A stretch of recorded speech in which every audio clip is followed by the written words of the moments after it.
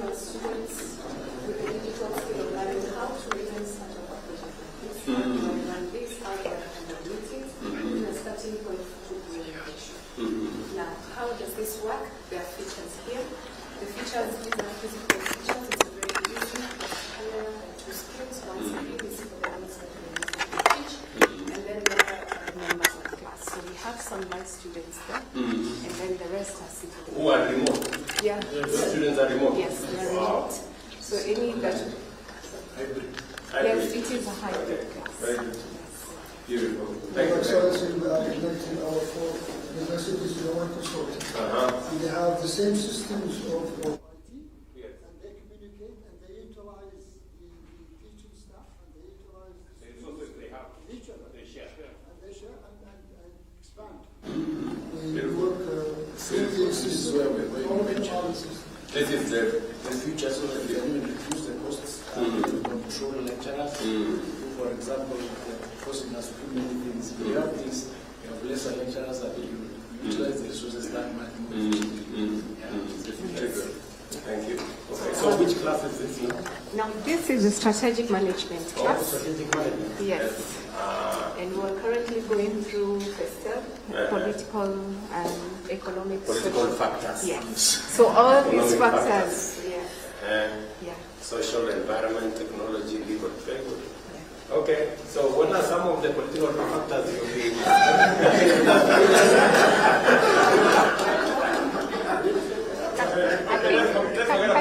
Let's talk about the economic factors.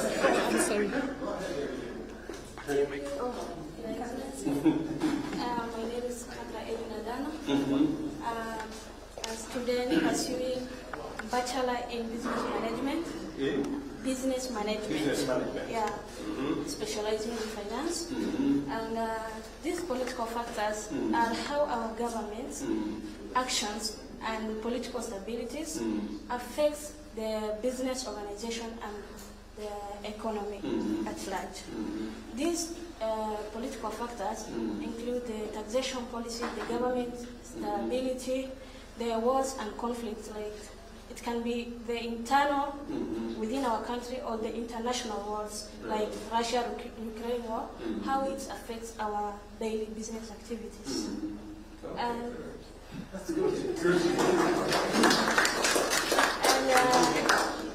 these political factors matters in our daily business activities because it determines the investment attractiveness. It also helps us to plan the daily strategies, like in planning in taxing plan, how we plan to start your business, such things. So you take into account some of those factors? Yeah. Taxation, stability, predictability, that is the business environment. Yeah. That's very good. Okay. Okay, and what are some of the economic factors that somebody else can tell me some of the economic factors that you people are learning about?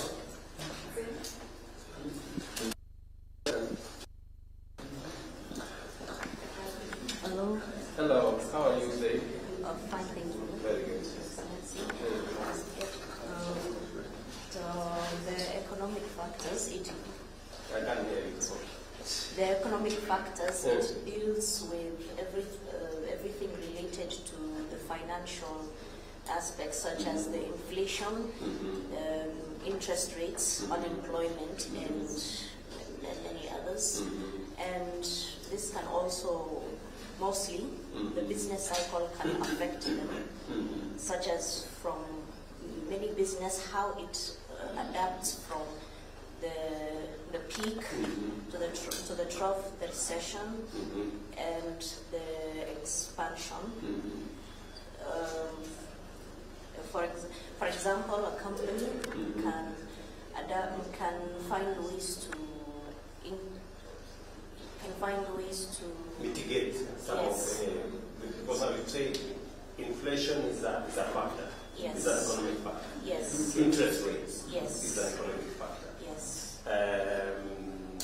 That inform how businesses thrive, or how they succeed, or how they go through challenges. Yes. Yeah. So like our inflation has come down from 9.6 to about an average of 4. Is that good or bad? It's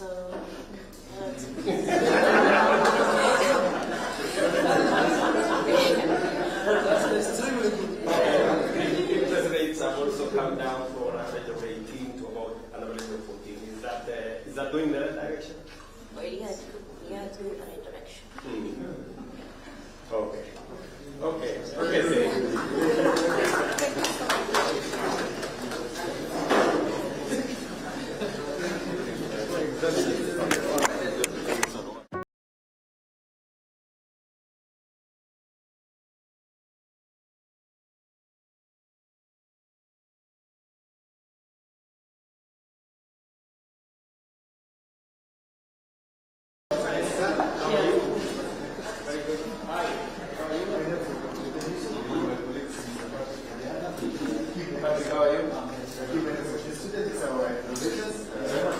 Hello. How are you guys? Very good. Umma innovation, we create, innovate, and also we build future entrepreneurs. We have 3 key projects that we align with the development agenda in health, agriculture, and affordable housing. Welcome. His Excellency, my name is Nora Kasi. I'm an undergraduate student taking Bachelor of Science in Nursing. Hello, Nora. I'm part of the innovation team at Umma, and me and my team came up with digitizing the mother and child healthcare book. When the mother and child healthcare book gets lost, we lose a lot of data, the previous pregnancies data, which we can use to prevent losing lives of the mothers. Now, the mother is able to track her pregnancy process, the next appointment, and this can be, she can get a reminder from her phone of the next appointment so that she will not miss. Then we have the pregnancy journey she's going to track in her first trimester, what she's going to experience. Then we have the care. This is where she can track and get it. After many years, she wants to know the immunization schedule of her child. She's going to get it. The ANC. Then the symptom risk assessment. I used AI, I integrated AI. This tool does not provide medical advice. Always consult with a healthcare professional, but she can describe her symptoms. And this is an example of a risk assessment, and it told the mother she's of high risk. The recommended referral was to, I gave Kajiado as a location. So given your location and the agency, please proceed to the nearest healthcare facility. Then locate care, find a hospital within your area. And also find a transport. In terms of emergency, you should also be able to find a transport. Then community forum, connect with other mothers and healthcare professionals. They're able to discuss upcoming things. Then upcoming blood drive, she's able to know of a blood bank. Donate blood, save a mother, and no mother should die while giving birth to a child. And we end PPH. So learn about the government, new health financing programs under the government, the Social Health Authority and the Linda Jamii. Then the healthcare worker portal is able to get real-time data about the total mothers registered, LC visit, high-risk pregnancies, and we can able to make predictions and predict the maternal mortality rate. Then this app is also, not every mother has a not everybody has access to smartphone. Then we have a USSD simulator. If a mother is... You have a USSD simulator? Yeah. She can either choose a language, English, Swahili, check her, she can use AI to check her symptoms, find a hospital, find an emergency driver, and get the ANC schedule. Yeah. Very interesting. That's good. Am I allowed to ask a question? Yes. So, we now have our healthcare program, you know. The SHA program is now digitized. Yeah. Admission is digitized, the whole process is digitized, including discharge. Yeah. And the whole program also around what you just described, maternal care, you know, that whole space. Yeah. Through pregnancy, prenatal, you know, antenatal, all the way to vaccination, you know. So that whole process is now available on a digital platform. How have you looked at it? Yeah, and do you have any suggestions on what is available and what you think we can improve? Yeah. Do you have any? Yeah. Another suggestion is that, in the where I did my rural assessment is in Chuluni Health Center, Kitui. Yes. Now in Chuluni, we don't have that system. We find mothers, and the mothers cannot deliver there. Now we find bridging the misinformation about SHA, it's a problem, it's a challenge. You tell a mother register for SHA, then she starts asking you as a healthcare worker a lot of questions. And then I'm supposed to give the information. The service, I'm supposed to give the service and the information and everything. Now to bridge that gap, now we have the app, and also at the comfort of her home, she's able to receive messages, timely messages, reminding her. So you're saying this can enhance what is there? Yeah, what is there? Can provide the last mile. Yeah. Okay. And that is information. Let me come in. I am the owner of the system. we have, what you have displayed, we have one beta. And you can use your phones, everybody here. It's called Afya Yangu app. Afya Yangu app is for the patient. You don't carry your MRI, it is paperless. So you go to a doctor, for example, all the stages, the journey of a maternal is found in Afya Yangu. For the doctor, we have Practice 360. And that's why even a doctor can use that app to give the authorization, OTP. So I know the problem you have in Churu, in Kitui, is because we have only done 25 counties digitization. But Kitui is one of the counties we have not gone to. The moment we take our tablets, we take our biometrics, no Kenyan will carry. How will those gadgets help her as a health professional to assist the patient? Now that gadget does registration, has the patient's data, the doctor uses for authorization, and that gadget, in fact, even if you steal it, we tell Kenyans, even if you steal it, it won't help you. It has been scripted in such a way that it only carries health data. Now, but I think to her point, the mother, how will the mother in the village? Because the tablet is available in the hospital. Yes. What about the mother in the village? I think that is what she That's said. why, if the mother has a phone, she uses the Afya Yangu app. Oh, they can log in? Yes. Okay. Even from anywhere, even you. If you go and upload Afya Yangu, your details, your share number. Is it available on USSD like us? Absolutely. And then, so maybe There's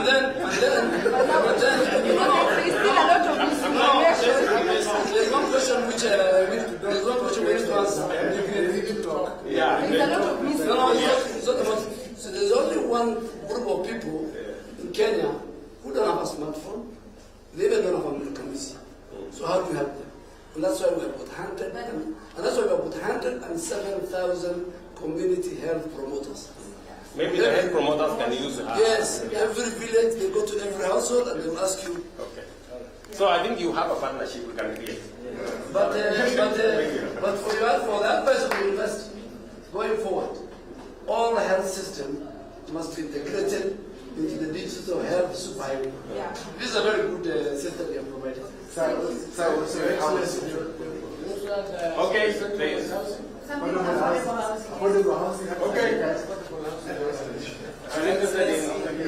name is Umma. Yes. I am a student undertaking Bachelor in Computer Science. Very good. Doing a specification in software engineering. Okay. It is a pleasure to meet you, sir. Thank you very much, my friend. So I hereby present you a decentralized housing registration system. This particular system works on a blockchain technology. I'm targeting the affordable housing program, where each and every Kenyan should embrace this particular program. So how does it work? We are bringing safe and secure registration and secure transfer of entitlement which is ownership among these beneficiaries, using secure platform and using smart contracts in this particular platform. So how does it work? How do I ensure safe registration? I am using a hierarchy from a super admin to an admin to the owner. So a super admin registers an admin using the wallet address. And now the admin registers an owner and the property details too, using the owner's address. Now, after the owner is registered, they can access their user dashboard and the property which is registered to that particular owner under their own wallet address. This wallet address is provided in the blockchain technology, are unique and therefore safe and secure. Now, on the transfer of entitlement pattern, when an owner with the property listed under his own wallet address wants to list this particular property, and other owners can obtain this property. One, they list it on the marketplace, it is available. The second user will now see this particular property, request for buy, and now the request is pending, and therefore the first owner is going to accept this request. Now he's willing to transfer this particular project. After transfer, as you can see, the first owner's account, there is no property because it has been transferred. It is a smart contract that has been executed, and therefore on the second owner, he has now two properties. If you can see the property number, it is the same as the one the first owner had. The one which was on sale. Yeah, the one which was on sale. Yeah. So we have this each and every action on this particular system has a gas. Reason because I'm using Ethereum as a particular blockchain and cryptocurrency. Now, each and every transaction, this actually means that this particular system, once it has been integrated within the system, it can actually generate revenue. These are the accounts. These are the wallet addresses that have been used in this particular prototype. And these are the smart contracts that have been executed in this particular prototype. So, sir, will you join me to make a happy nation? I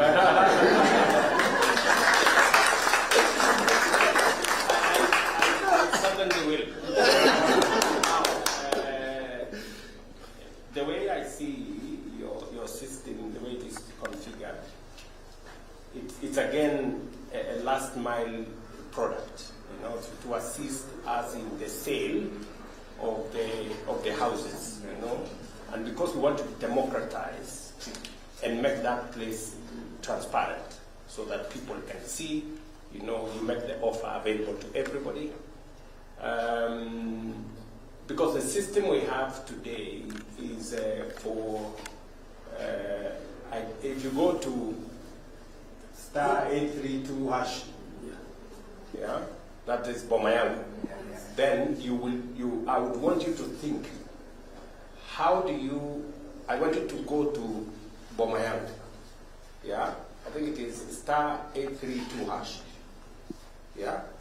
you check what is available on Bomayangu, and then tell us what improvements you think can be made in that space. Because we are now moving to the next level. More units are now available to the public to buy. And therefore this system, which is the system for, it's like an agency system, it will now come into play. That now it is the process of identifying the buyers.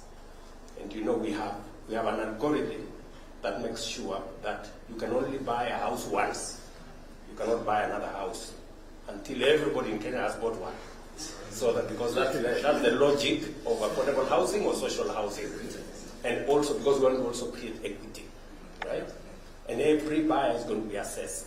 The people with the lowest ability come first, so that we can be able to deal with the people in the more vulnerable people in that space, especially for social housing. And then we have affordable housing. And then we have also available for people who want to buy market rate houses. So I would want you to think about, log into Bomayangu, look at it and suggest to us any improvements we can make from there. Would you do that? I will do that, certainly. Yeah? Yeah, I So, will. so. Good luck.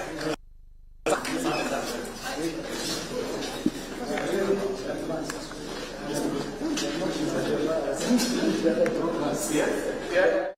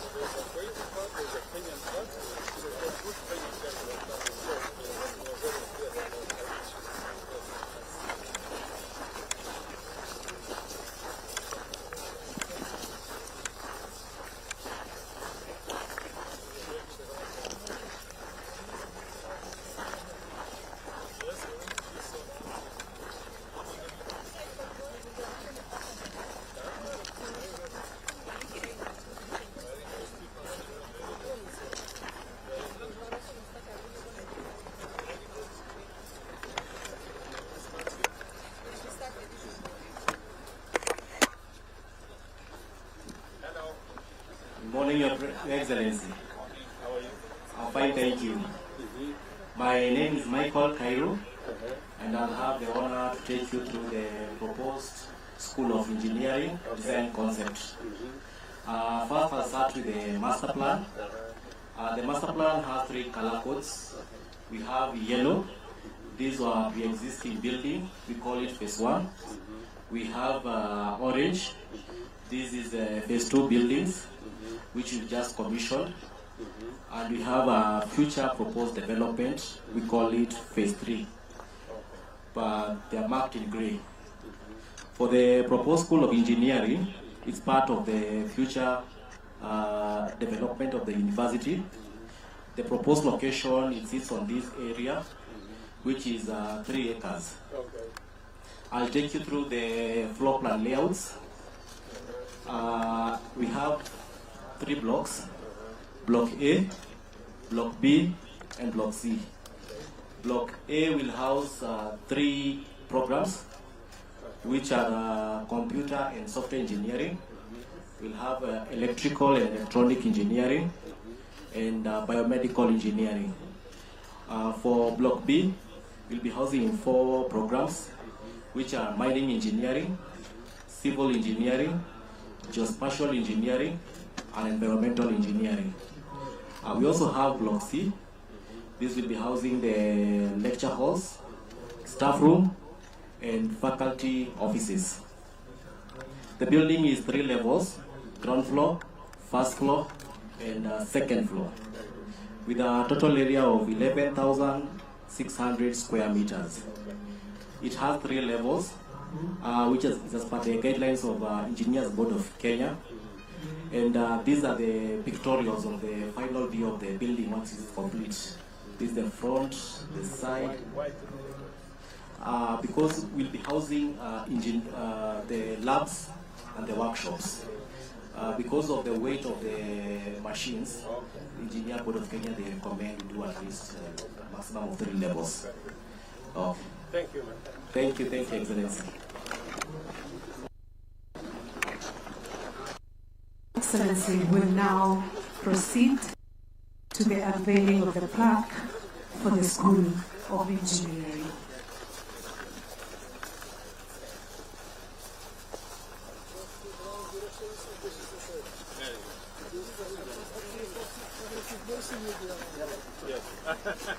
By God's grace, inshallah. While he's unveiling the plaque, kindly I request we give him a round of applause. Kindly a round of applause to His Excellency.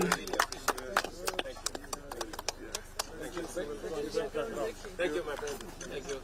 We want you to break the ground.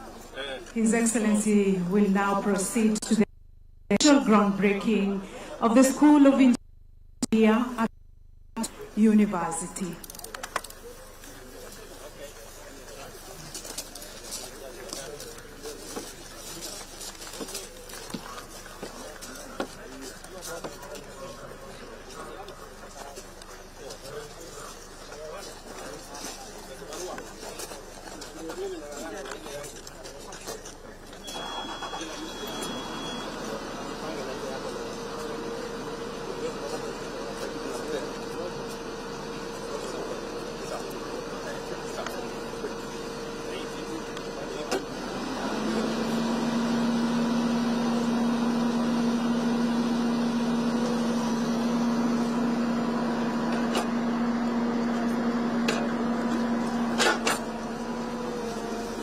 Wakati ambapo anachimba ardhi, Mheshimiwa Rais, naomba tafadhali tumpe makofi. A round of applause to His Excellency as he ground breaks the construction of the School of Engineering here at Umma University.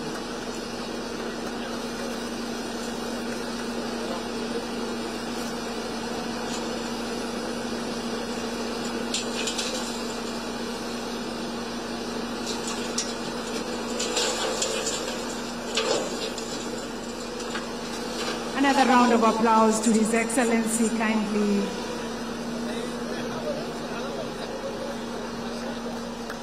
It's now official that the School of Engineering here at Umma University, the construction will commence. Another round of applause, kindly. Thank you, Your Excellency. Well done.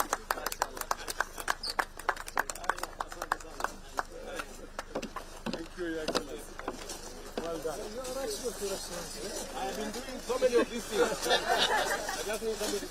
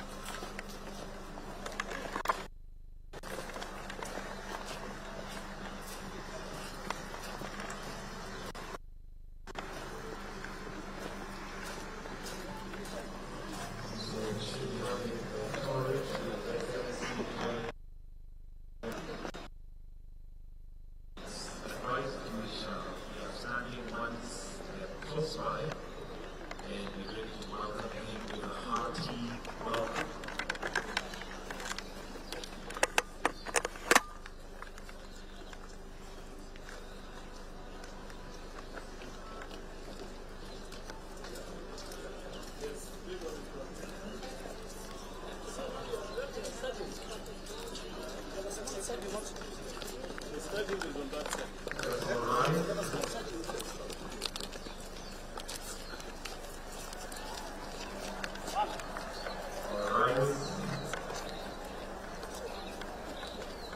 Distinguished guests, ladies and gentlemen, why don't we welcome His Excellency with a hearty clap.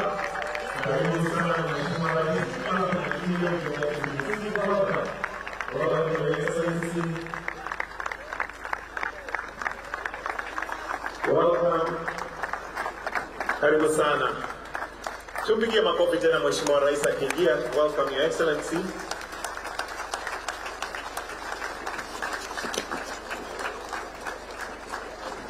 And I'll humbly, respectfully request that you remain standing as we shall start prayer. And I will invite Abdul Latif Abdurrahman to lead us in a prayer. Welcome, sir.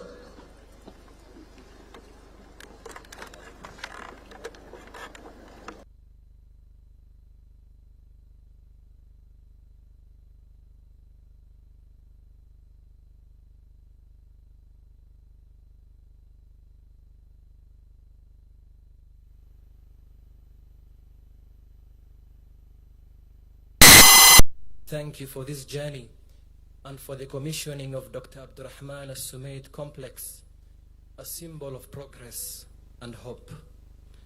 We humbly ask your blessings upon this university fraternity.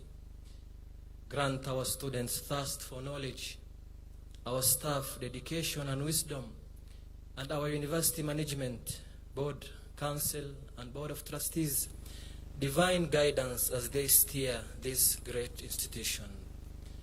We pray for our nation's leaders present here, from our esteemed President, Cabinet Secretaries, our governors, senators, MPs, and MCAs. Endow them with integrity, wisdom, and a heart for service, and grant them your divine protection. We remember with gratitude the generous donors and the visionary founder, the late Dr. Abdurrahman As-Sumaid. Bless his family and continue his legacy of service through education.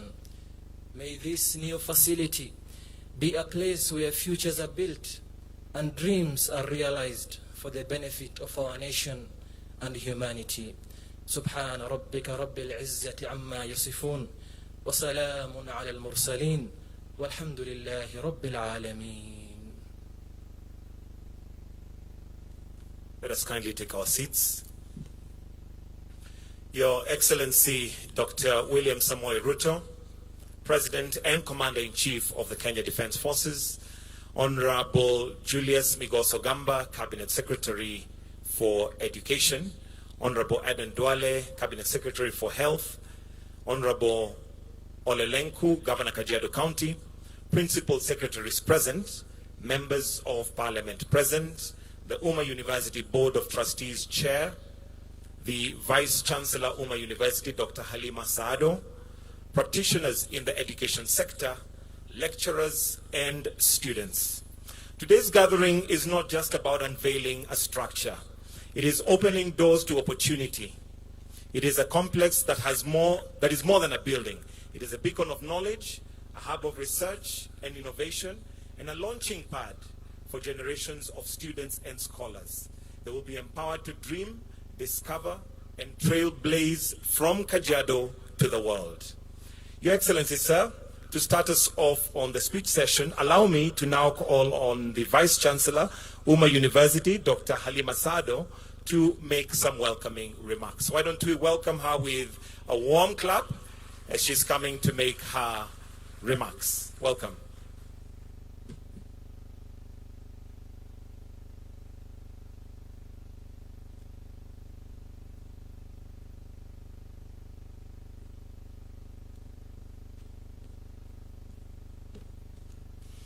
Your Excellency, Sir, Dr. William Samoei Ruto, the President of the Republic of Kenya and Commander-in-Chief of the Defense Forces, our CS of Education, Mr. Julius Migos, our CS of Health, Honorable Joale, our ambassadors here present, the members of Parliament, the governors, our dear donors, distinguished guests, staff, students, ladies and gentlemen, Assalamu alaikum wa rahmatullahi wa barakatuh, and good morning. I believe it's still morning. A very warm welcome to Umma University. It is both an honor and a joy to host you here today for the official commissioning of Dr. Abdurrahman Al-Sumait Complex here at Kajiado campus. This is a historic occasion that marks not only the physical growth of our institution, but also the strength of the partnership that enables us to reach this important milestone.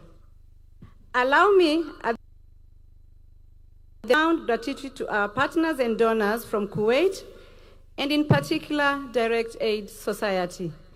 Your generosity has been central to the realization of this project. What we are celebrating today is far more than bricks and mortar. It is the creation of spaces where knowledge will flourish, innovation will thrive, and generation of students will be empowered to pursue their dreams. Dr. Abdurrahman opens new possibilities for facilities. We are now able to broaden our academic offerings to include new programs in health sciences, engineering, and technology, while strengthening our existing courses in Islamic studies, business, education, computer, nursing, and social sciences. This development positions Umma University as a comprehensive institution committed to excellence and aligned with Kenya national development priorities. As we officially commission this phase, I warmly welcome you all to share in our vision, a vision of a university that is inclusive, transformative, and dedicated to service. Together, with the continued support of our government, partners, and community, we will ensure that Umma University is a beacon of learning, integrity, and opportunity for Kenya, the region, and the wider world. May this building stand as a symbol of what is possible when compassion meets conviction and when education is embraced as the highest form of service. May Allah bless Umma University, the Republic of Kenya, and everybody who is present here. And at this point, I will invite our Chancellor, Dr. Abbas Guled. Thank you, all of you.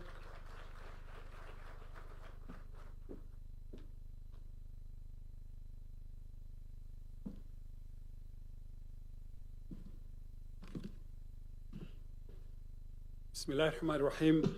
Assalamu alaikum wa rahmatullahi wa barakatuh.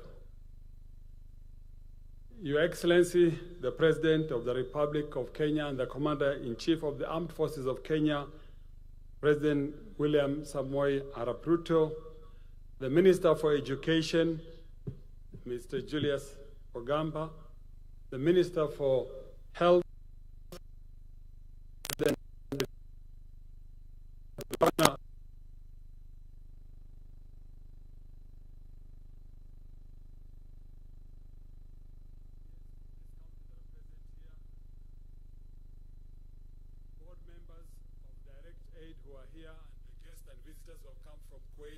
Saudi Arabia, the board members of Umma University here in Kenya, distinguished ladies and gentlemen, good morning. It is with profound gratitude and unwavering pride that I address to you today on this momentous occasion on the commissioning of the Umma University Phase 2, Kajiado University campus. This milestone is of infrastructure, it is a declaration of purpose, reaffirmation of our institutional mission, and tribute to the enduring partnership that have been made this achievement possible. Umma University's journey has been defined by vision, resilience, and collaboration. Today, we honor those who have worked with us, most notably our generous partners from the state of Kuwait, whose steadfast support has been instrumental in realization of this transformative development. We extend our deepest appreciation to Direct Aid Society, the founding sponsor of Umma University. Through their leadership, generosity, we have raised over 1.4 billion almost 7 years ago to complete this 10-story facility, an investment that will serve over 10,000 students and redefine the academic landscape of this region. Direct Aid's work across Africa is unparalleled. Their impact is not measured in numbers alone, but in the lives transformed, communities uplifted, and the futures that are secured. Their support of Umma University is a testament to the power of cross-border solidarity and the belief that education is the most enduring bridge to peace, prosperity, and human dignity. On this historic occasion, Umma University extends its utmost appreciation to the visionary founder, the late Dr. Abdurrahman Al-Sumayt. May Almighty Allah rest his soul in eternal peace.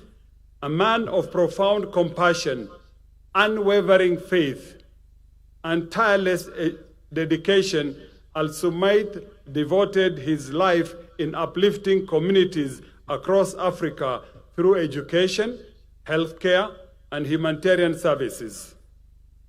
His legacy lives on every classroom, every graduate, every life transformed by the institution he helped to build. Umma University stands today as a living testament to his dream, a dream that is rooted in dignity, in knowledge, and in service to humanity. We also pay tribute to the former board members of trustees whose leadership and commitment laid the foundation for our growth. We especially honor the late Honorable Yusuf Haji, whose statesmanship and belief in education continue to inspire our mission. Professor Abdul Ghaffur Al-Busaidi, whose academic stewardship and wisdom shaped our institution direction.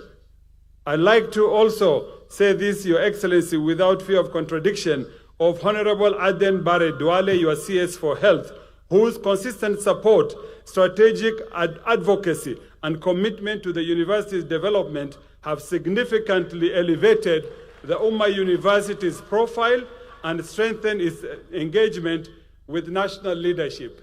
Even this event today, His Excellency is the one who agreed to accept to come here, but Honorable Duale was at the forefront in ensuring that Excellency comes. Next, I would like to recognize Mr. Muhammad Hassan. Muhammad Hassan, Excellency, works for you, he's your staff, but he has been a long-standing friend of this university for many years.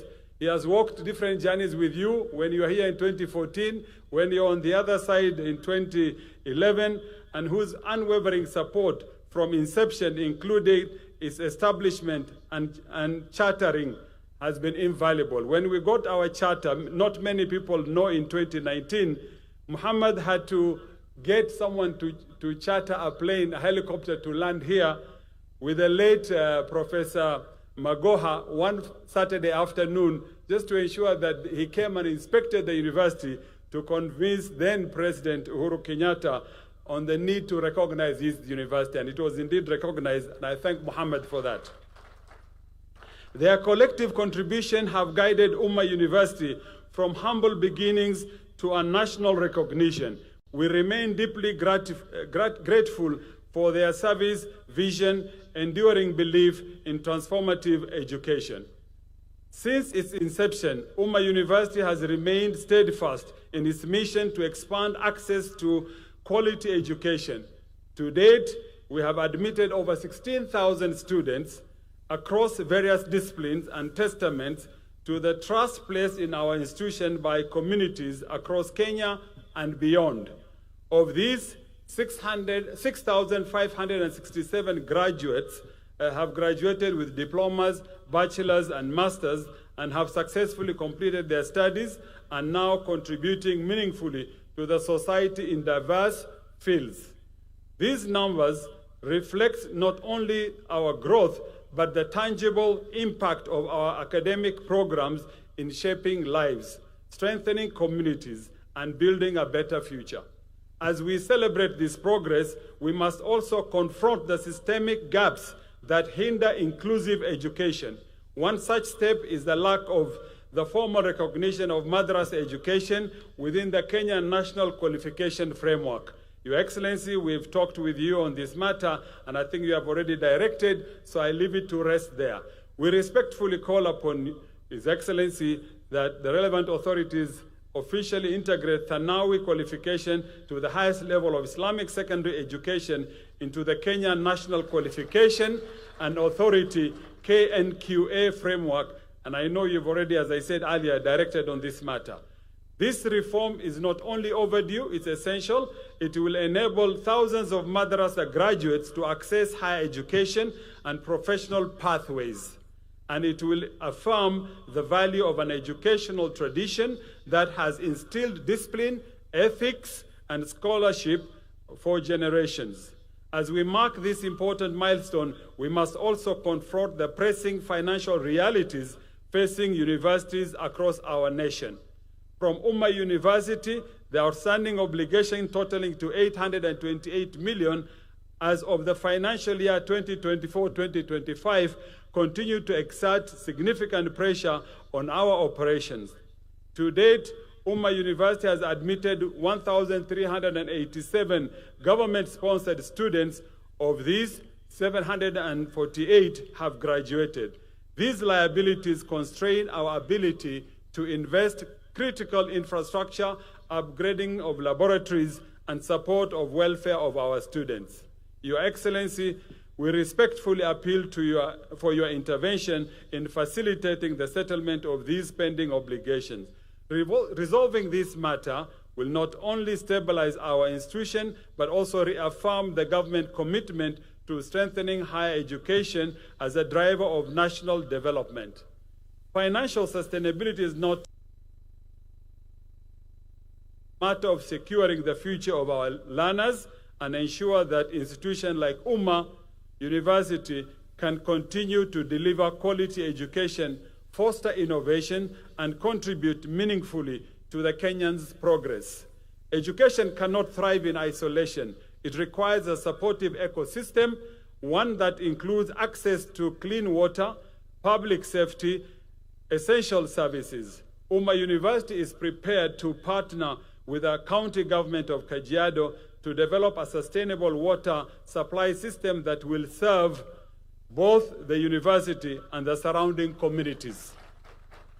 We respectfully request your intervention, Excellency, to direct the relevant departments for collaborative with stakeholders in harnessing the freshwater aquifer beneath this region. Water is not a luxury. It is a necessity for learning, health, agriculture, and dignity. In addition, we urge the government to prioritize the construction of an operationalized new police post. And I want to say here already the governor of the county government of Kajiado has agreed, Your Excellency, that we have land here, we will build a police station. We're only humbly asking for the government to equip it with the necessary resources, of which the Governor Lenku has already said he will do that himself, so we won't disturb you with that. We ask that the government, the equipping has been done, so that it's fine. Let this day be remembered not only for building that we have just commissioned, but also the bold steps we have to take towards a more inclusive, secure, and empowered future. Let it be the turning point in our collective effort to make education accessible, relevant, and transformative. On behalf of the Council, the Senate, the management, the staff, and students of Umma University, I extend our sincere appreciation to the Ministry of Education for its unwavering support over the last 15 years. Your guidance and partnership have enabled us to grow from the modest institution in Thika into a university of a national repute. May Allah Almighty bless Umma University, bless Kajiado County, and bless the Republic of Kenya. Thank you, Your Excellency. And now it's my honor.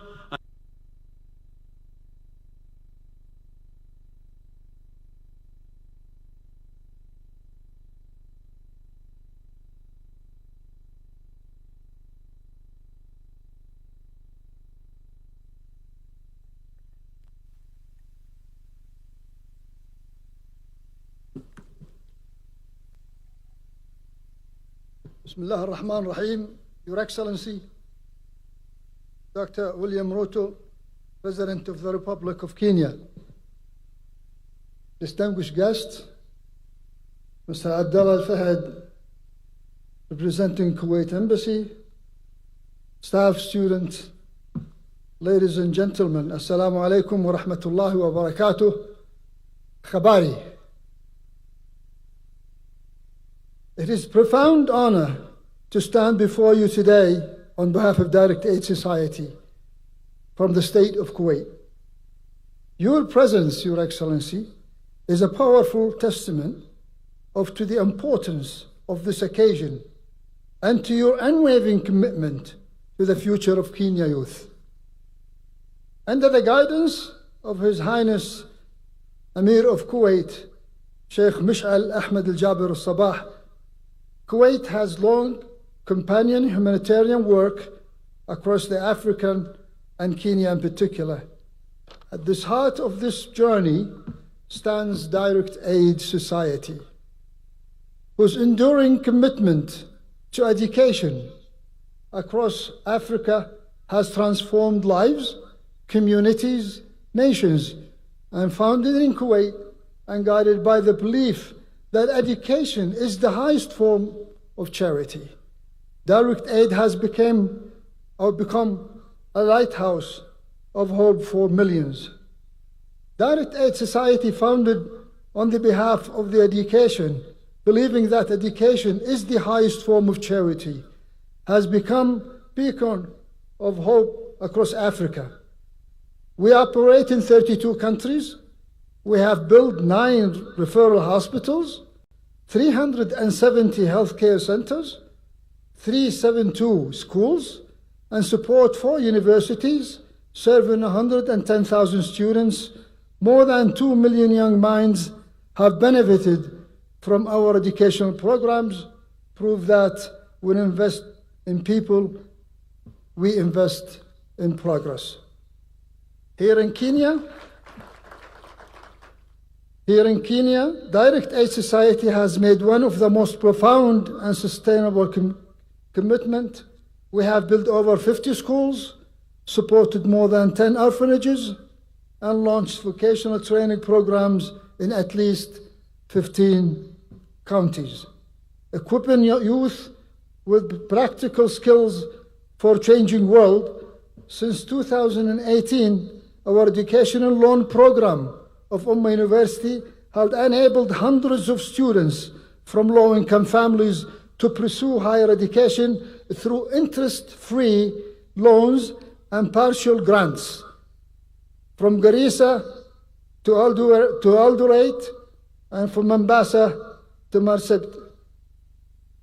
Our footprint is visible in classrooms, communities, and in the future to shape the future and help to shape it to a better place to live. To date, Direct Aid Society has invested over Kenya shillings 5 billion in the development of Umma University. This funding has supported infrastructure, academic excellence, and student services. Since Umma University was established, we have dispersed over Kenyan shillings 2 billion in scholarship and loans, ensuring that financial hardship does not block the path to ambition. From the heart of the people of Kuwait, we wish the people of Kenya great prosperity and economic development. We believe that the truest form of progress is investing in the most precious resource any country possesses, are the minds of the people. the commissioning of Dr. Abdurrahman Al-Sumait complex a moment of triumph. It has been physical impediment of dreams, once whispered in quiet rooms, now rising boldly into the sky. This 10-story marvel is not just a concrete and steel, it is sanctuary for learning and cradle of innovation, and promise to every young mind that walks through its gates, you belong, you matter, and you will rise. Therefore, our support for this new face of Umma University is not merely as a donation, it is strategic investment, an investment in the future, in engineering, who will build sustainable infrastructure, future of doctors, who will safeguard public health, and the future of innovators, who will drive the economy, and the future leaders, who will guide Kenya to even greater heights. Today, we inaugurate Abdurrahman Sumait Complex, our founder, the visionary, who laid the first stone in this dream to become a reality. We need to keep in mind of Dr. Sumait in our hearts and minds of many generations that will continue to learn and research in this great institute. You are beloved donors who make our work possible. Today, we honor you. Your contributions are not just financial, they are transformational. You have invested in the minds of the African youth, in the strength of its institutes, and in the promise of a better tomorrow. You may never meet every student whose life has been changed, but know this, your kindness echoes in every classroom, every graduation, and every act of service that begins here. You have built more than university, you have built legacy. Your Excellency, please give me the permission to translate what I have said to the donors. إلى أحبائنا المتبرعين الذين ساهموا في نجاح عملنا. اليوم نكرمكم، مساهمتكم ليست مالية فحسب، بل هي مساهمة فعالة. لقد استثمرتم في عقول شباب أفريقيا وفي قوة مؤسساتها وفي وعد بغد أفضل. ربما قد لا تلتقون أبدا بكل طالب غيرتم حياته، لكن اعلموا أن عطاءكم يتردد صداه في كل فصل دراسي وكل حفل تخرج وكل عمل خيري يبدأ هنا. لقد بنيتم أكثر من مجرد جامعة، لقد بنيتم إرثا. The students here, you carry the hope of your families, your communities, and your nation. Fill these new halls with your ambition and your intellect. Let this space empower you to build a future that is as bright and promising as the Kenyan horizon.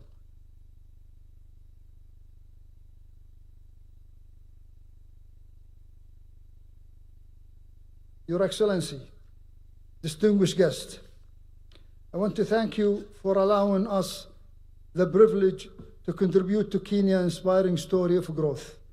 This new chapter of Umma University is a powerful symbol of what we can achieve together through partnership and common vision for progress.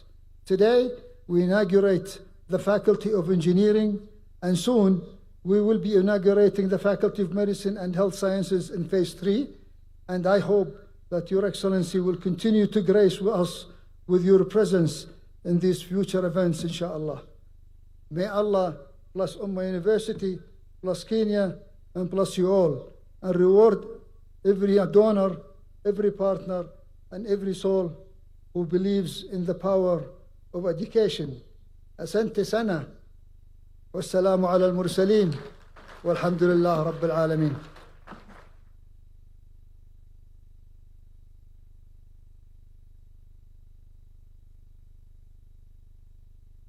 It is now my pleasure, Your Excellency, with your permission, to invite the governor of this wonderful county, His Excellency Olelenku, to come and make his remarks and also recognize the leaders that are present. Why don't we welcome him with a warm clap? Karibu sana, Your Excellency, Governor. Asante sana. Your Excellency, President William Ruto, the Honorable Cabinet Secretaries, CS Migos and CS Duale, the leadership of Umma University, Dr. Abbas, and your fellow leaders here, the leaders of Kajiado present here, our Deputy Governor Moshisho, mbunge wetu Sunkuya, our Speaker Justus Ngosor, Dr. Ngedienye, and our Honorable MCS present, distinguished ladies and gentlemen, good morning. Good morning. Habari za asubuhi. Your Excellency, allow me to congratulate Umma University on the commissioning of Dr. Abdurrahman Al-Sumeid Complex and the groundbreaking of the School of Engineering, Phase 3 of this university. And on the same breath, thank you, Your Excellency, for coming to Kajiado this morning. The Kajiado family is happy to welcome you. We are grateful for the conversations we have had, and we are grateful for the support we continue to receive as a county government from your government. And I wish to echo, Your Excellency, that Umma University is a wonderful friend of Kajiado County, the people of Kajiado and the people of Kenya. As I have shared with you earlier, that we have a very close working relationship with the university. Time and again, I have come to their halls here to attend functions that we carry as a county government. And I want to laud and emphasize the partnership we have with their School of Nursing, where their students practice at our referral hospital here in Kajiado, and that a number of Kajiado families have found support by the university here through their social programs.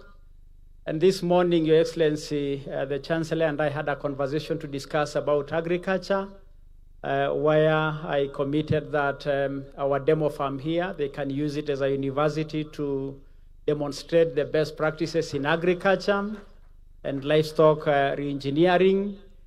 As you are aware, Your Excellency, the county government is pursuing its vision of transformation through our Livable Towns program, our modulated pastoralism, where we are engineering our pastoralism so that we adapt with the modern times in our pastoralism. And education is a key anchor in our journey as a county government, and we have found a wonderful friend in Umma University. Your Excellency, I wish to bring to your attention that our number of your transformative programs are also happening in Kajiado and are bringing great relief. Our markets, 15 of them are coming to fruition. Our affordable housing are at an advanced stage. And we are soon going to have our people do their trading in urban centers in decent spaces, as opposed to where before people will go to those markets with gumboots. We want to thank you, Mr. President, for that transformation agenda. We support the agenda. We are proud as Kenyans to see the most vulnerable members of our society receiving your support through the affordable housing program, Mr. President. I wish also, Your Excellency, to thank you for accepting to meet the leaders of Kajiado tomorrow to discuss our other development agenda. And I wish to emphasize that the third edition of the Ma Culture Week is forthcoming. You attended the one in Masai Mara and Samburu, and we are grateful that you have confirmed to attend the Kajiado version in Amboseli.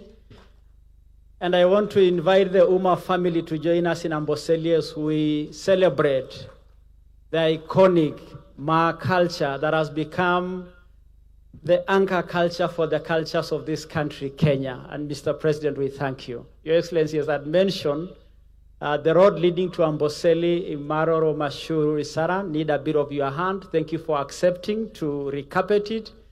And I want to assure the people of Kajiado that our president has graciously accepted to look into Maroro Isara Road that has become a pain to our travel.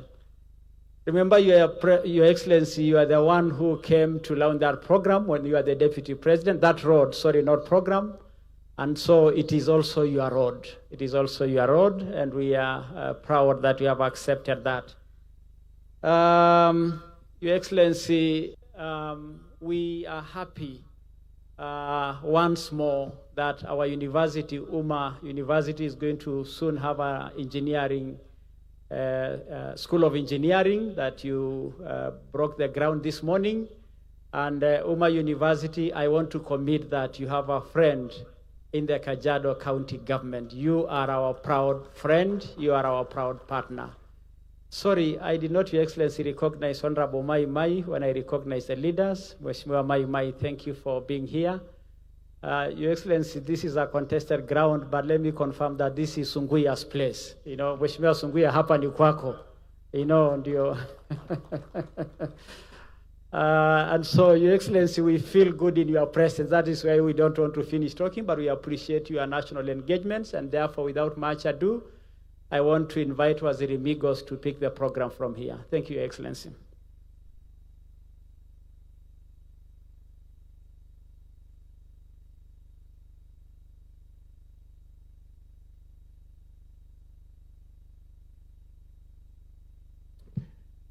Your Excellency, the President of the Republic of Kenya and Commander-in-Chief of the Defense Forces, Dr. William Samoei Ruto, my colleague, Cabinet Secretary for Health, Aden Duale, the Governor for Kajiado County, Honorable Joseph Olelenku, the Deputy Governor, the Chancellor of Umma University, Dr. Bas Gulet, the Vice Chancellor, Dr. Alim Abdullahi, PSS present here, PS Nyangala, Higher Education, PS Kimodo, Irrigation, the MPs here present, distinguished ladies and gentlemen, good morning. Your Excellency, before I proceed, kindly allow me to invite Honorable Duale, who has worked with this university from its inception, to make a few remarks before I make mine. Honorable Duale, please.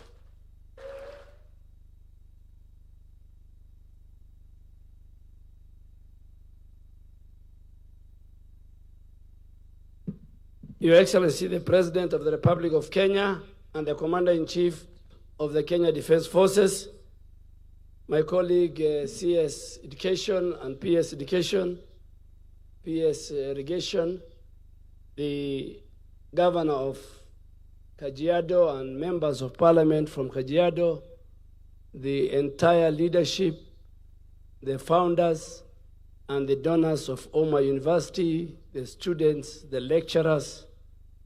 Your Excellency, if you allow me, I'll ask, I am a former majority leader, and there are very good leaders here. There is Honorable Kainan, who is the chairman of Northeastern Parliamentary Group. There is Honorable Senior Farah Maalim. There is Honorable Abbas of Senator Wajir. There is Honorable Major Bashir of Mandera North. There is the Speaker of Kajiado County. There is the MP for Kajiado West. There is the MP for Kajiado East. Is there any other member I've forgotten? There is a former MP, Honorable Kolosh. There is the MP for the great town of Elwak, Honorable Kore. And there is our deputy governor, the tallest man in our counties. Your Excellency, you are not a visitor here, neither to Umma University or to this community. You went to Umma University as a baby in a small college in 2010 in a very dingy corner in Thika town. That day I was with you and I was saying, why did I brought the minister here? But you went because you believe in the equity and you believe in the people of Kenya and you believe in the education. Then 2014, you came here, Umma University, and because you believe in progress and transformation, today you are coming here when Umma University is in a different league. among one of our best universities.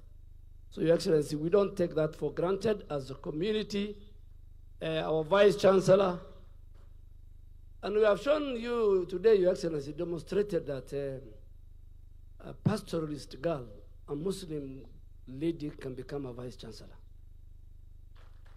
There are many, but at least Umma University, I really want to thank the Chancellor and the board for seeing the talent. But Your Excellency, I want you to forgive me. This is an education function, but because I also post their interns, nursing.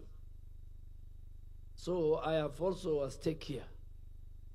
And because they want to build a medical school, I don't know whether I will still be the Minister for Health. That time they'll also require me. So you'll allow me, Your Excellency, because the other day, a lot of misinformation was said about your health transformation agenda. And this is because never before in our country, your transformation health agenda is as clear as the day and the night. And we really want to ask those who want to critique us on our reforms, whether it's in the health sector, in education, in agriculture, to critique us with the facts and figures, not figures thrown like a pedestrian. And why am I saying so? Today, as we sit here, under your leadership, 26.5 million Kenyans have registered to the Social Health Authority with Kajiado County, and the governor is here, over 470,000. When in the previous administration, under the former NHIF, it was only 7 million. So from 7 million to 26.5 million, you'll tell us which one is transformative in the health sector. Today, in 9 months, since Health SHA was formed, Your Excellency, 17.5 million Kenyans visited health facilities. Over 10,000 health facilities. Of these 17.5, 12.5 million Kenyans accessed free primary care paid by the government of Kenya. They went to dispensaries, they went to health centers, they went to sub-county hospitals as outpatients, they went home without paying a coin. I don't know whether that is transformative or that is reducing the gains somebody else has made. Your Excellency, the other 5 million went through Social Health Insurance Fund by accessing specialized care in our level 4, level 5, and level 6. In 9 months, under SHA, we mobilized 70 billion Kenya shillings. 3 times or 4 times what NHIF could mobilize in many years. But let me come to the animal in the room. The benefits of Linda Mama. Yes, I agree with you. You know, I was looking for an opportunity. I looked at your diary. I saw you are coming to Umma, and I realized this is the best opportunity, so I had to drive 3 hours. 1 hour in expressway. Me and the governor were neighbors. We were residents of Kiambu. The benefits of Linda Mama, as was said, has not been scrapped. Nobody has scrapped Linda Mama. But what have we done? We have enhanced the cover of Linda, of the mother, and added the family, the children. You are only taking care of the mama by giving her 2,000 or 5,000, and they could only access facility at dispensary and health center. And if you think Linda Mama was a big thing for you, how come it has not reduced the maternal mortality rate in our country? This is an agenda the president and myself want to start now. We have 20 counties that we feel the maternal mortality rates are high. So if your Linda Mama was good, then how come the maternal mortality rates, and these are not figures, even the World Health Organization will agree with me, but we enhanced. What have we enhanced? Because we don't lie. We have enhanced, we have included antenatal, postnatal, delivery, and we have given the whole family that package. Today, Your Excellency, in 9 months under Shah, 627,155 mothers have delivered in the Republic of Kenya. Our delivery is about 1.1 million. But under Shah, you know the mothers who deliver, the wife of the governor uses a very expensive insurance. She doesn't fall under Shah. She goes deliver, so I don't count. I'm only counting those who benefited from Social Health Authority, 627,000. Out of these 27,000, who we covered the mother, we covered the whole journey, prenatal, postnatal. We made her, she delivered safely. If there was complication, we took her through cesarean. We followed the child. We followed the family, 627. And out of these, 41,000 of these were teenage mothers paid by Social Health Authority. In fact, all teenage mothers in our country, if they deliver, they will deliver free. What does that mean? Under President William Ruto, we have introduced a more integrated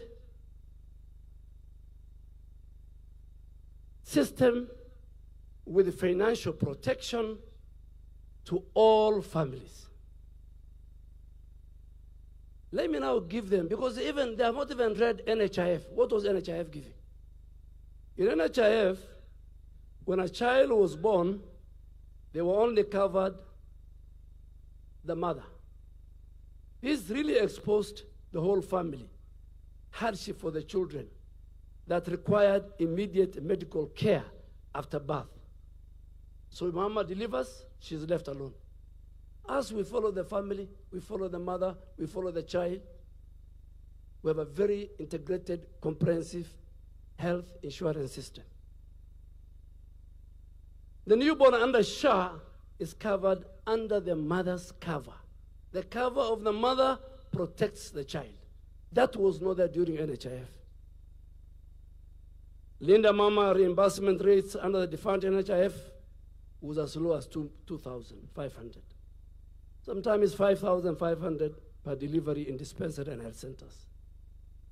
The quality, the care, nobody bothered.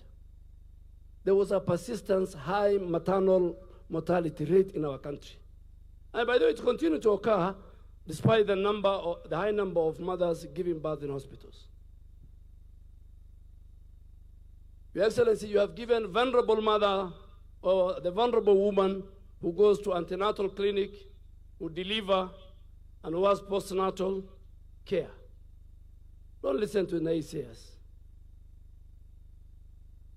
But because I'm giving information, they left us with 30 billion fictitious NHIF debt. Out of that debt, Linda Mama debt under NHIF inpatient was 4.8 billion. Outpatient was 306 million. In total, my good friend, my former leader, you have left us with 5.6 billion Linda Mama. You should thank us. We did not look for the money. We did not went to public liars and said you left us. You left us with the money debt. But today, because you started it, Linda Mama left a debt with us, Your Excellency. But Your Excellency, I think those are just to make sure you gave me an opportunity to correct it. But I want to assure you, this afternoon I'll meet. Every month, this month we paid 8.1 billion shillings to both public, private, and faith-based. Governor Lenku is my witness, Your Excellency, here. Today, the highest own source of revenue for our counties is the health sector. True or false?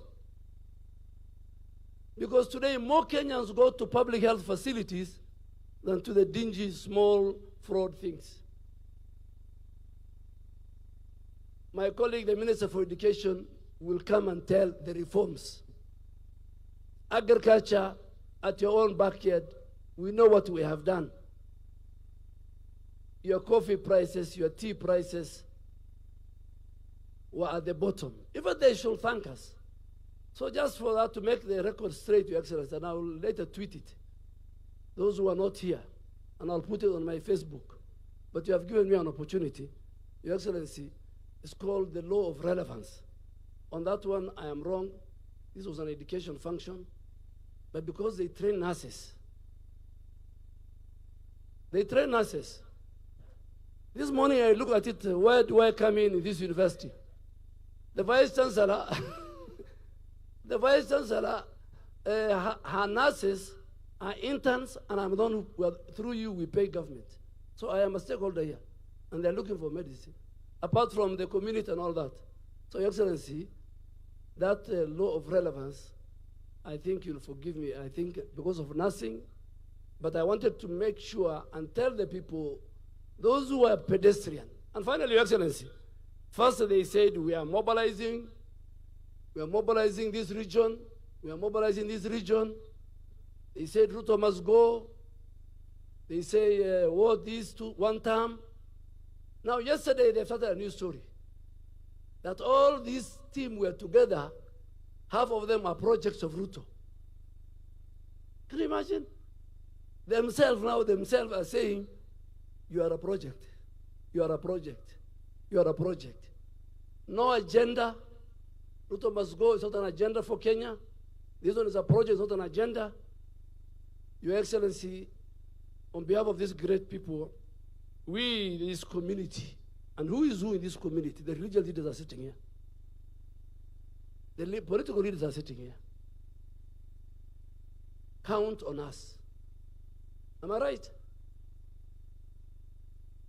Should the president count on us? Yeah. In 2015, he was told not to come here. But he said, these are my people. That's why their candidates are dropping.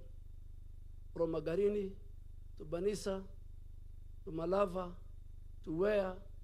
And if you are a serious politician and you see at the rate in which your candidates are dropping, you must ask yourself a question. What is going on? Thank you, Your Excellency.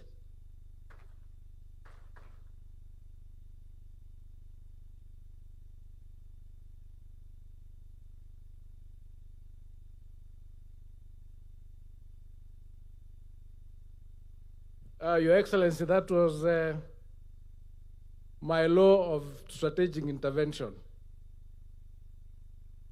We are most grateful, Your Excellency, that you graciously accepted the invitation to commission the Dr. Abdurrahman Al-Sumait Complex and to break ground for the School of Engineering Phase 3 project of this university.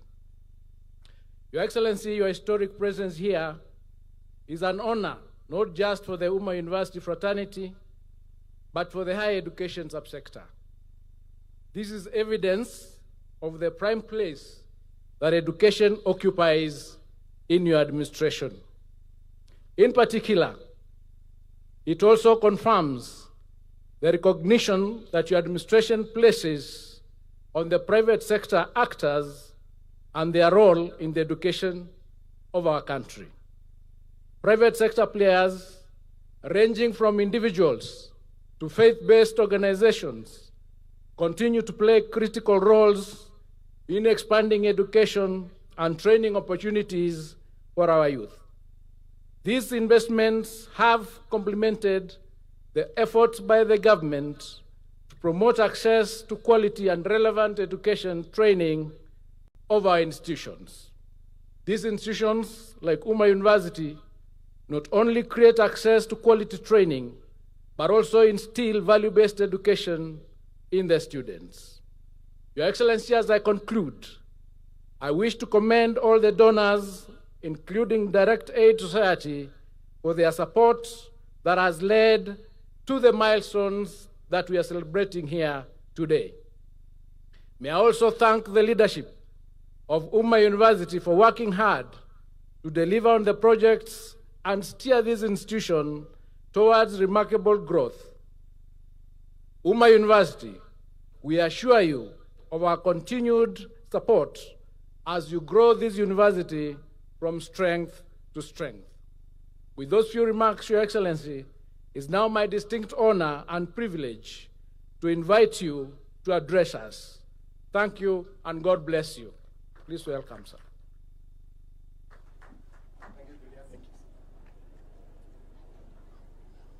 Thank you very much, Julius. Please, let's take our seats. Asanteni sana.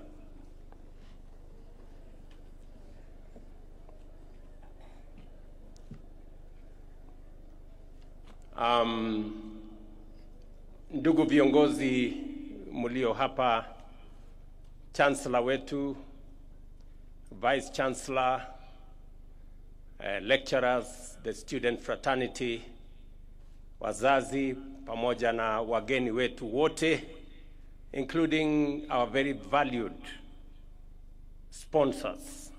Good afternoon. Hamjambo. Assalamu alaikum. It gives me great pleasure to join you today for the official commissioning of Phase 2 development of Umma University. This is a proud moment for all of us, as it represents not just the growth of one institution, but the remarkable journey of our nation in expanding access to higher education. I recall with fondness my association with this university before it became what it is today.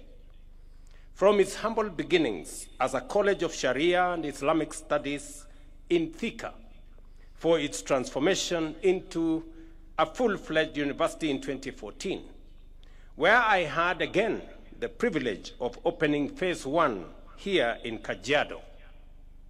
Umma has grown steadily, anchored on clear vision of academic excellence. And I want to say congratulations. Today, with the completion of this 10-story building, an investment of more than 1.4 billion, we see yet another bold step forward. This modern facility, designed to serve over 10,000 students, including 81 classrooms, 6 laboratories, and a 650-seater examination hall, a conference center, and a 416-seat auditorium, and much more. It is a symbol of ambition, resilience, and a deep commitment to nurturing future generations. Ladies and gentlemen, Kenya has made enormous strides in expanding access to higher education. Today, our country boasts 80 chartered universities, 30 of which are privately owned, and one of them being this great Umma University. Nearly 150,000 students are enrolled in private universities, representing about 23% of the entire university population. This underlines the critical role that private universities continue to play in complementing government efforts in education. Over the past 3 years, we have been compelled to undertake bold and far-reaching reforms to safeguard the sustainability of our universities and higher education in general. Not long ago, the subsector was in a serious crisis, with 23 out of the 40 public universities sinking into technical insolvency, threatening not only their stability, but also the future of thousands of students. I have heard you very clearly, Mr. Chancellor, that we owe you some money. And it is because we had a system that I had to take the decision to stop of sending students to private universities when we didn't have the money to pay for them. And we accumulated debts in our public and private universities to the tune of 120 billion. Just imagine. And it sank many universities. A university in this county, no, in actually Machakos County, was actually closed. Scott Theological College University, sponsored by my church, the church I go to. We had to step in to go and salvage it from closure. Closed for a year. And many other universities suffered. Public universities, as I have told you, 23 of them were technically insolvent.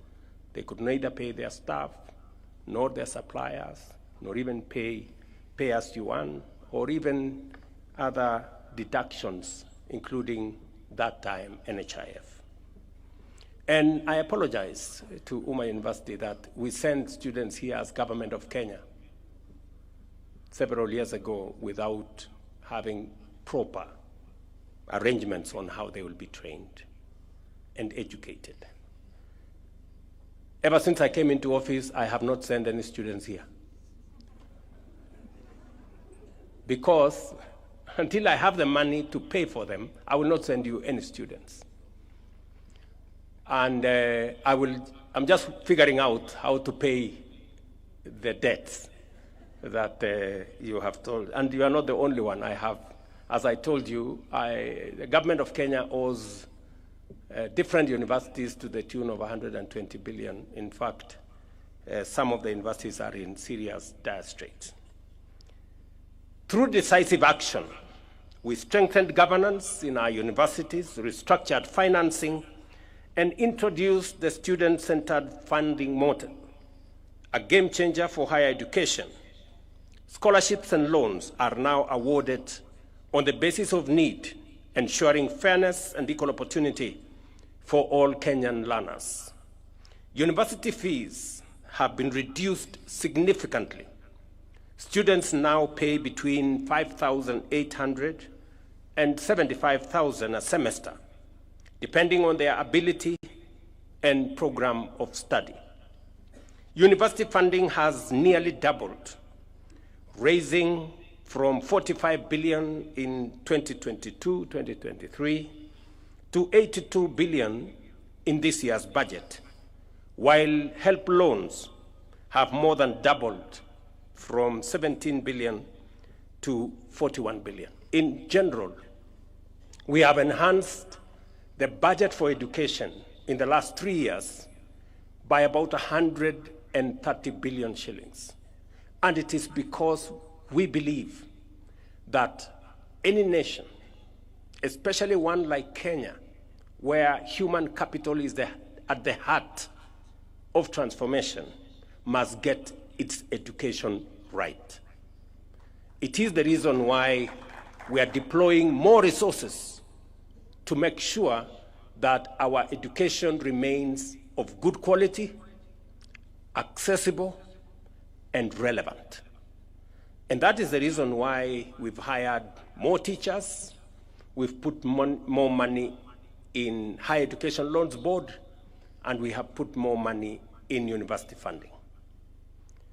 Already, nearly 470,000 students have benefited from scholarships and loans.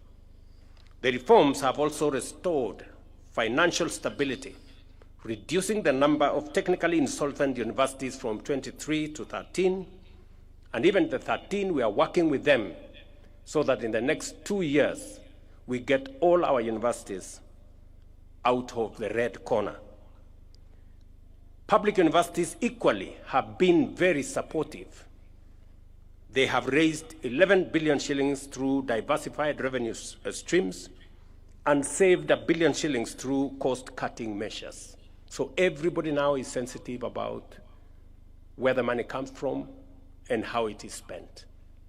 And that is why we will continue to make sure that integrity becomes front, center, left, and right in matters of financial management. It is the reason why we are changing our procurement mechanism so that we stop theft, pilferage, and corruption that has pervaded our procurement and made it an enterprise for making money and not providing service. It is the reason why we insist, and I have made myself very clear, that e-procurement is going to cut our costs by up to 40%. I have discussed this with many other governments. In fact, the government of Indonesia worked with us on the program that we have, so that if a pencil costs 5 shillings, government does not pay 15 shillings. Government should pay 5 shillings, because that is what it is. And I know there are teething problems which we are working on to make sure that e-procurement becomes the default procurement mechanism. That is the procurement mechanism of the government of Kenya. We will streamline the teething problems. We know there is also resistance by the brokers and the agents and many other profiteering entities, but we are going to stand up to them because it is our responsibility to protect public resources. The same way I just heard in this university that the resources made available to this university is spent with integrity. That is the measure of any success. Alongside university reforms, our technical vocational education and training system has undergone extraordinary transformation. Enrollment has grown more than double, from 297,000 in 2022 to 718,000 this year, driven by supportive policies and aggressive awareness campaigns. We have expanded national polytechnics from 11 to 29 today, greatly strengthening our skills training capacity. At the same time, the recognition of prior learning policy, launched in 2024, has already assessed 6,734 candidates, with 898 graduating at the launch. To deliver quality training, we have increased trainer recruitment at our TVETs from 7,000 to 10,000. We've hired 3,000 new trainers, and we are in the process of hiring another 5,000. Industry partnerships have also surged because industry told us that they want job-ready graduates from our technical training colleges. And for them to be job-ready, they must have practical experience. Where now we had 65 industry players that were working with us. Now we have 2,883 because we want more of our trainers to leave campus, to leave their colleges when they already have a feel and an experience of what happens in the real world, in industries and manufacturing entities, embedding practical, hands-on experience in our training programs. These achievements demonstrate that TVET is now firmly at the heart of Kenya's transformation, equipping young people with practical skills to innovate, create jobs, and drive economic development. Ladies and gentlemen, the process we celebrate nationally, the progress we celebrate nationally, finds full expression here at Umma University. With the support of our partners, the government of Kuwait, and the Direct Aid Society, this institution has been able to expand its facilities and strengthen capacity to serve thousands of young Kenyans. I was privileged to meet some of them this morning, and I was very proud of their confidence and their grasp of issues that they are learning in this university. I met Nura and Mwenda. Nura explained to us what we can improve on the facilities and the digitization we have done with our universal health coverage, the Taifa Care under SHA. And she had brilliant ideas on how that digital framework we can improve on the last mile so that it can get to ordinary people who may not even have smartphones. Nura and your team here, congratulations, continue. We will work together with you going into the future. And I am very confident that Honorable Duale will have some space to discuss with you how what you're doing here can dovetail into the success we want to build out of our universal health care coverage. And maybe use this occasion to the defense of my former boss, the former president, to defend him that we should be a bit magnanimous to him. He did time, led our country, and the Linda Mama program was a great program. We developed it under the Jubilee administration, under the leadership of President Uhuru. We learned a lot from the Linda Mama program. And because of the experiences, because of the lessons learned from the Linda Mama program, we designed the Linda Jamii program, which was an improvement from the Linda Mama program.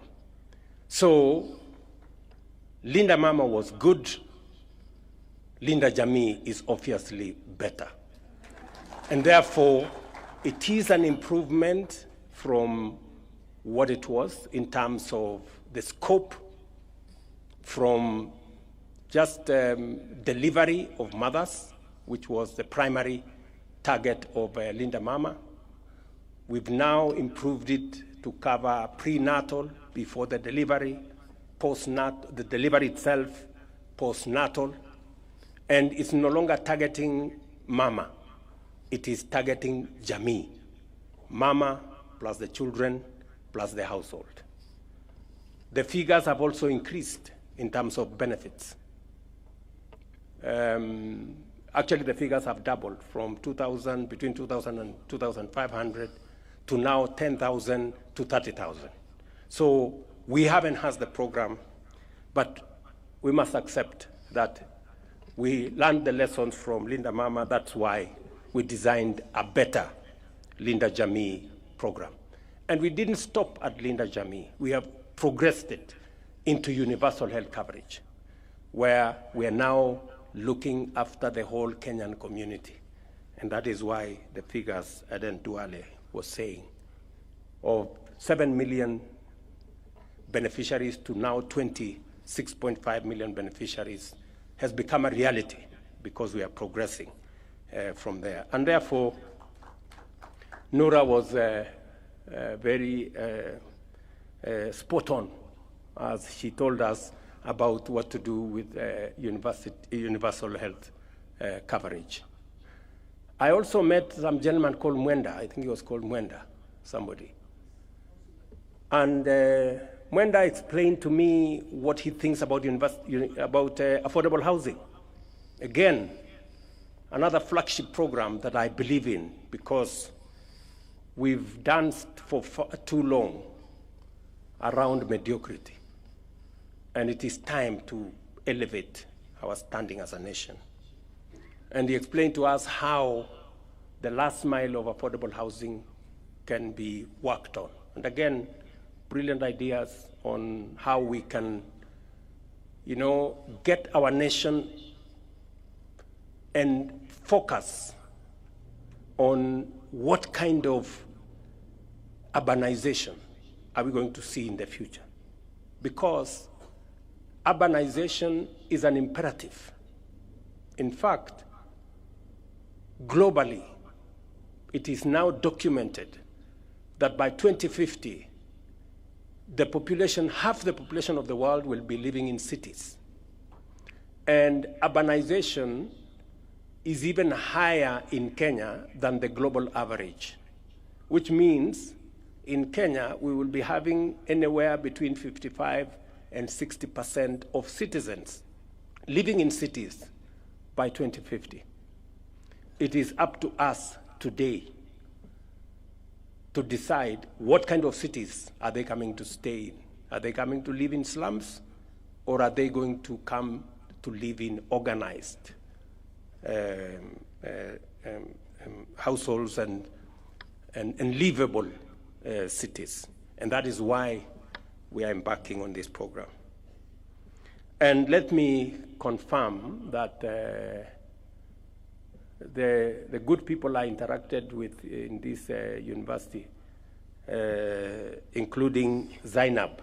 Zainab explained to us a few things about the economy, political issues that affect the economy. And I think she was called Agfa. She told us, I think, Gatra.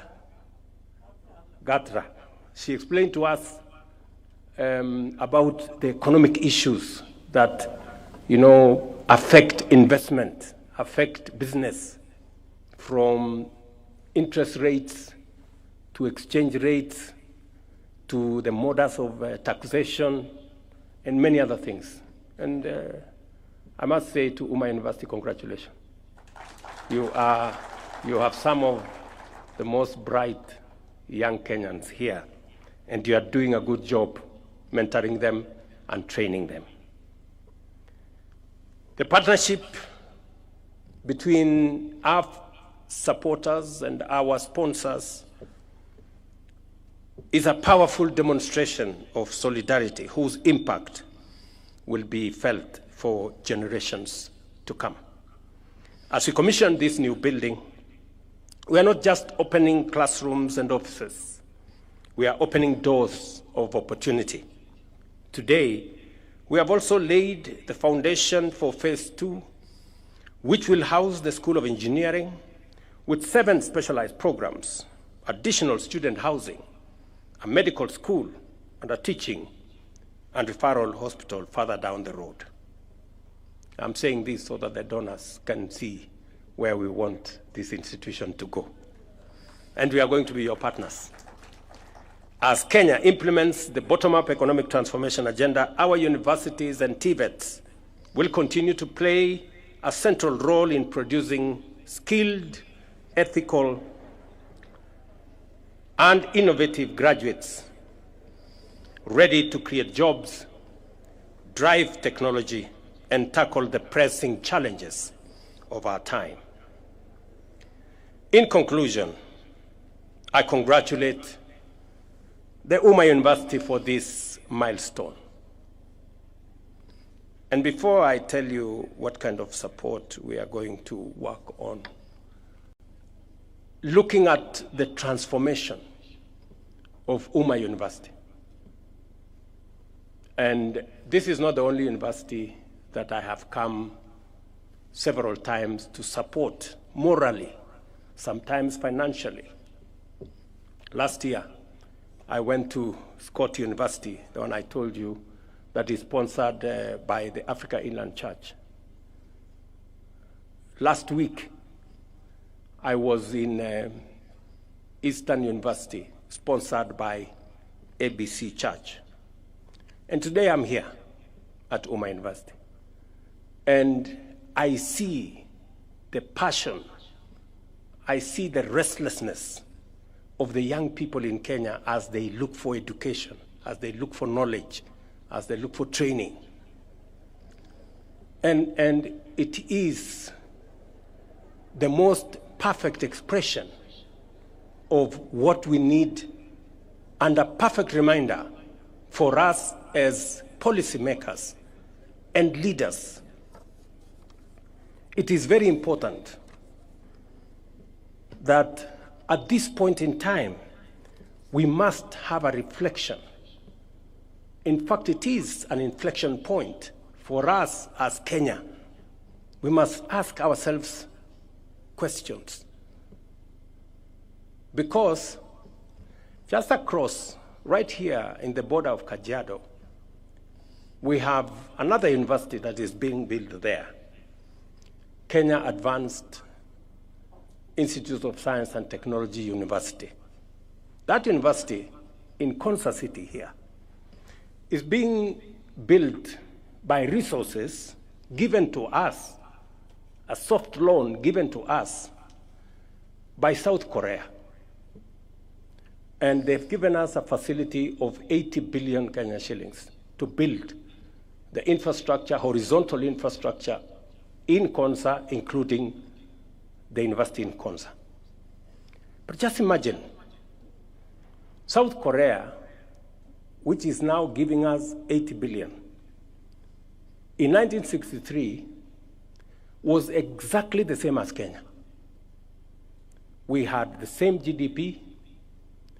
In fact, our GDP per capita was 80. The one of South Korea was 79. The same level of education. We had the same agricultural economy. Today, South Korea's economy is 20 times that of Kenya. And they have lent us money to build the university and the infrastructure in Konza. We need to ask us some questions. The difference, where did South Korea get it right? And where did we get it wrong? That's the question we need to ask ourselves as Kenyans. And we need a, we need a conversation. We need a conversation as the citizens of this country. Because for far too long, and I want to say this in this university, talking to you and talking to my countrymen and women, the people of Kenya, for far too long, we have made peace with the usual, the ordinary, the simple, the average. When other people are doing things differently, it is time. Fellow Kenyans, it is time. Fellow citizens, it is time for us to up our game, for us to raise the standard, for us to raise our ambition so that we begin to engage with the transformational, the innovative, and the extraordinary. We have been ordinary for far too long. And I am persuaded, beyond any reasonable doubt, that the restlessness we see in our young people, the passion that I saw in the eyes of Nura and Mwenda here, and Zainab, and all the other students, the urgency is because they are tired of the ordinary and the simple and the average and the usual. They want us to up our game. The difference between South Korea and us is one. It's not about resources, because they had the same resources as we do. It's not about money. They didn't have money the way we didn't have money. It's about leadership. That's the difference, leadership. So it's not about the people of Kenya. It's about us, the leaders, the people who have the opportunity to make decisions for the people of Kenya. What decisions are we making? That is what is important. Many of us want to make peace with little decisions, ordinary, average decisions, politically correct, and things like those. And that is why we cannot account for why others are where they are and we are where we are. So we must continue to push the limits. We've made good progress with our transformation of agriculture, with our transformation in education, with our transformation in health. We've made good progress with our affordable housing and markets and hostels, but that's just the foundation. We need to up our game. That is my belief. And we have what it takes. We have what it takes. This nation has what it takes. We have the human capital. We have the knowledge and ideas and passion. And that is why I have been leading from the front. Against all odds, very difficult circumstances, but slowly people are beginning to appreciate that our economy is doing better. Inflation has come down. Our exchange rate has come down. Our dollar reserves have gone up. Our universities are doing better. We have more teachers in classrooms. Our food security is much more stable. We're beginning to get it right, but it is not enough. That is why we need to up our game. We need to be more creative and innovative. We need to do more on transformation so that we can do things in a different way and achieve the extraordinary. As government, we remain steadfast in supporting institutions of higher learning to ensure every young Kenyan has the chance to achieve their full potential. And I wish you well as the student fraternity and the entire Umma University as you pursue not the ordinary, not the simple, not the usual, not the average, as you pursue excellence. Thank you very much, and God bless you. For His Excellency, Your Excellency, before you leave.